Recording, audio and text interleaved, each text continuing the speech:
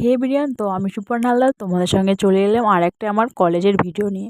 আমার college morning, তাই তোমাদের সঙ্গে মর্নিংয়ের কিছু মুহূর্ত শেয়ার করছি। সকাল সকাল রেডি হয়ে বেরিয়ে পড়েছি। জানো তো, সকাল ভোরে উঠতে খুব কষ্ট হয়, বিশেষ করে শীতের দিন বলো। এই দাঁড়িয়ে আছি, ট্রেন আসবে, ট্রেনের জন্য অপেক্ষা করতে করতে ট্রেন চলে এসছে। ট্রেনে উঠে গেলাম। দেখো শীতকালের মুহূর্তটা কত সুন্দর লাগছে। এক এক জায়গা তো পুরো বোঝাই যাচ্ছে না, এতটা কুয়াশা। ট্রেনেতে বসে তোমাদের সঙ্গে ভিডিও করলাম, শেষমেশ কলেজেই পৌঁছে গেলাম। দেখো কলেজটা, এটা হচ্ছে এখানে আমাদের স্টাডি হয়। এখানে সব রকমের ক্লাসগুলো হয়ে থাকে। আর এখানে কলেজের বিভিন্ন রকমের কাজ হয়ে থাকে, বলতে গেলে এটা অফিস রুম।